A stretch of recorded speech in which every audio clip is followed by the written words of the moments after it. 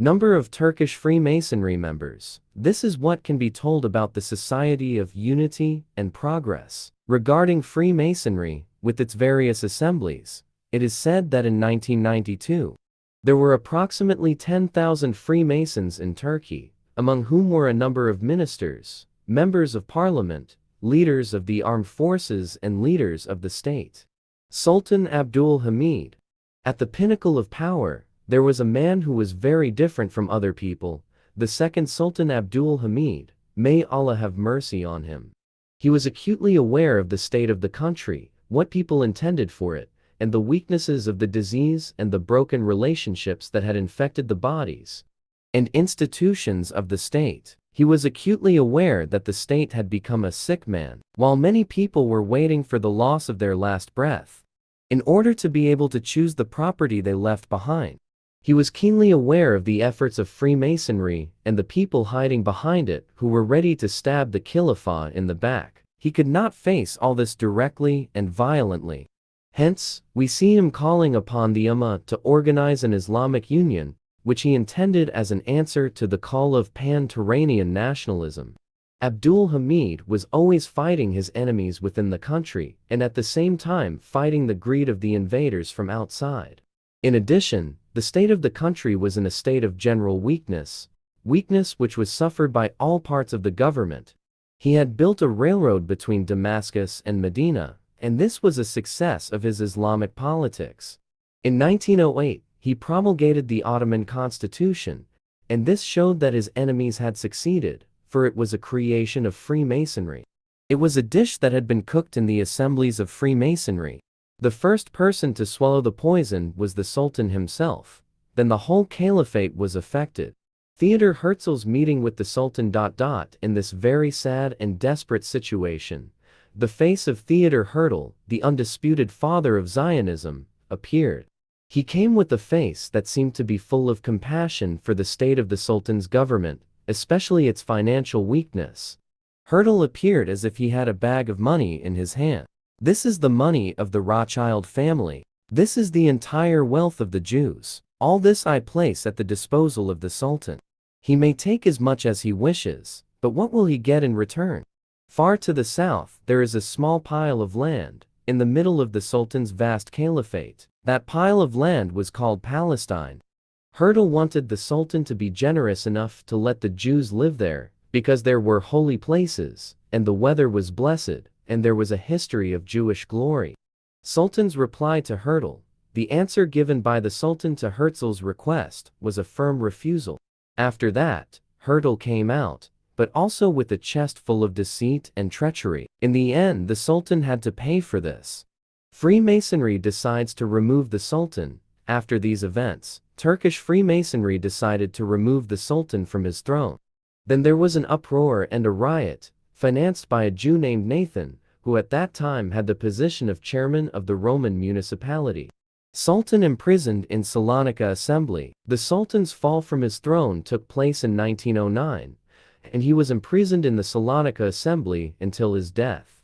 The head of Freemasonry at that time was Kane Nong. Every time he opened a meeting, he would say, "We have won in the face of foreign cruelty and occupation," by which he meant Abdul Hamid. Thus we see that Freemasonry, the offspring of the Jews, had revolted in the interests of Herzl and dethroned the Sultan from his throne. To get a fuller picture, we can mention that a Jew named Krasso was among those who conveyed to the Sultan the verdict that he had been impeached. Indeed, Zayden rightly said of the Sultan, Freemasonry had impeached him because he had realized the danger of the Freemasons to the Ummah. The Sultan's removal from his throne was a major victory for Freemasonry. Therefore, after that event, there were 170 assemblies in Turkey. World War, planned by Freemasonry. World War happened because of Freemasonry's planning. The war had also been entered by Turkey under the leadership of Freemasonry, hence the country had suffered a glaring defeat.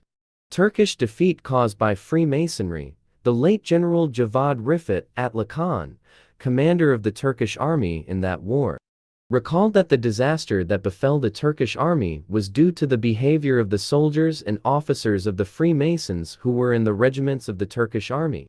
Mustafa Kemal's leadership.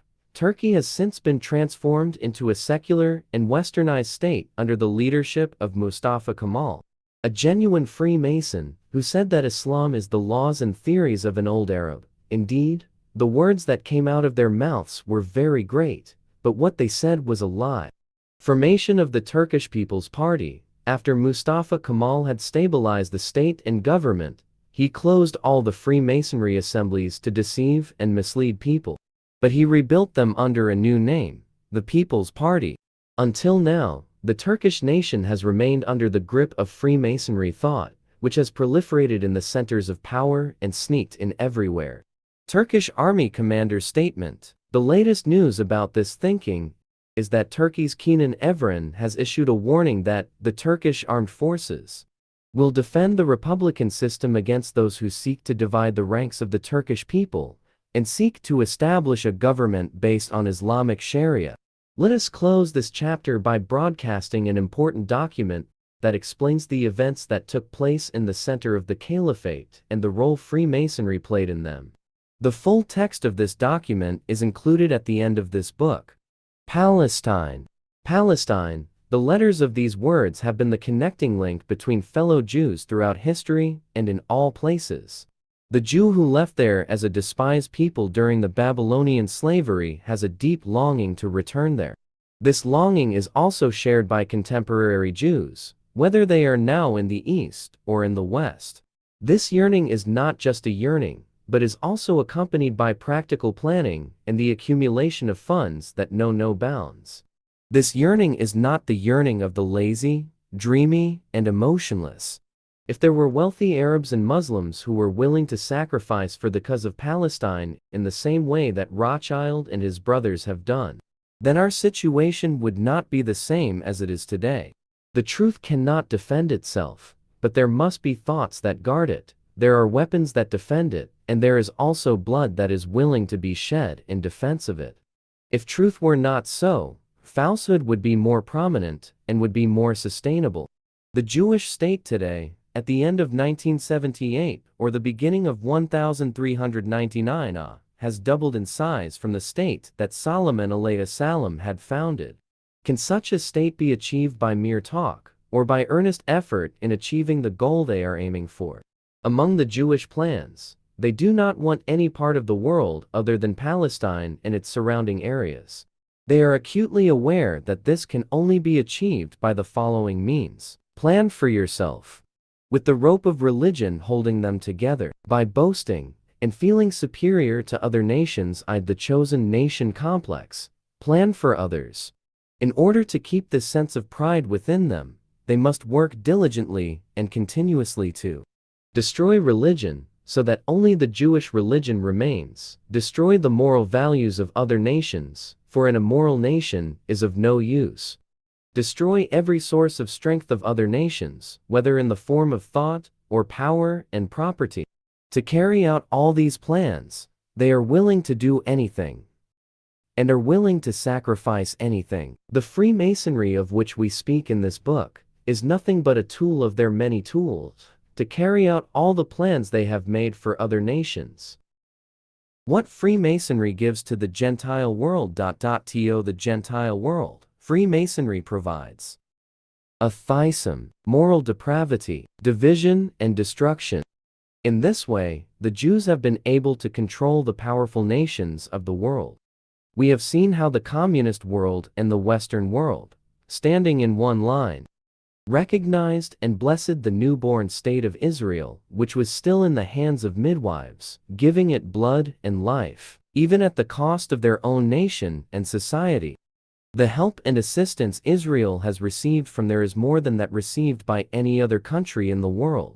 The situation has become such that we see among the sons of Arabia and Islam some who provide assistance to these people, some who are willing to sacrifice their lives for the sake of the Temple of Solomon, as well as for the glory of the Star of David, whether they do so consciously or not, for it does not matter. There is no need for us to elaborate on this aspect of the matter, as it is already a fact for everyone who has an understanding of the life of the State of Israel, and of the causes that have brought the Arab and Islamic nations to the state they are in today. We conclude this section with a very important document that explains the relationship between the Arab Freemasonry and the Jewish people. Important document of the Assembly's appeal to the people of Palestine. The Egyptian National Assembly of Freemasonry made an appeal to the people of Palestine during their revolution in 1936. The appeal was as follows: O people of Palestine, remember that the Jews are your brothers. They are the children of your uncles who have long migrated. They have won and succeeded overseas. Now, they want to return home to you for the use and greatness of the common homeland, because they have managed to raise money, and also because they have gained expertise, skills, and knowledge. The Arab and the Hebrew are two branches of one tree, the Abrahamic tree, both descended from Isaac and Ishmael. If these two people, the Arab and the Hebrew, unite and cooperate, then both will benefit from what they have from different ways.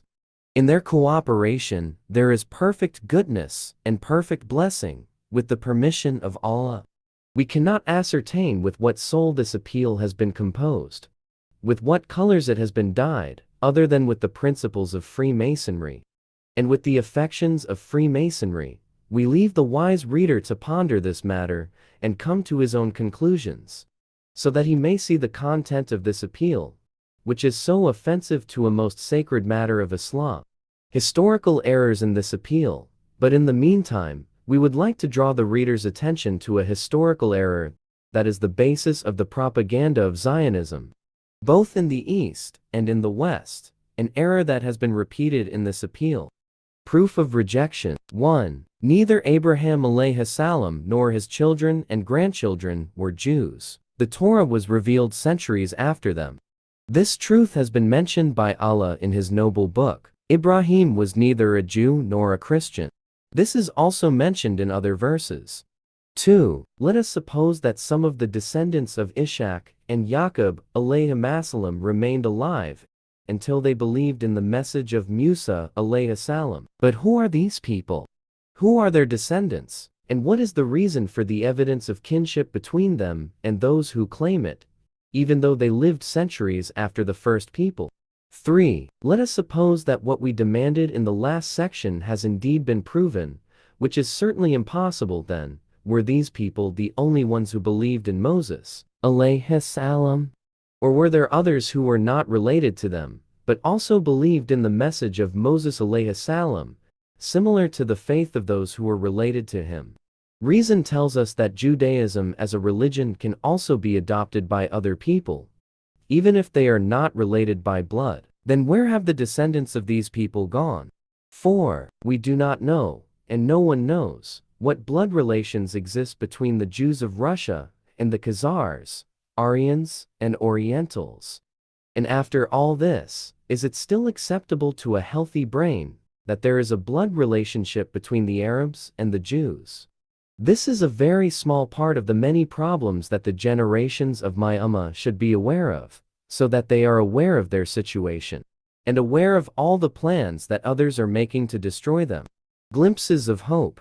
The dawn of reality has begun to break. If Freemasonry and other secret hands have succeeded for so long in deceiving humanity, misleading it and enslaving it for the benefit of God's chosen people, then the cries made by the thinkers both in the East and in the West have begun to be heard very loudly, awakening the people of the world who are still asleep, so that they will wake up from this deep sleep, so that they will know where they are stepping.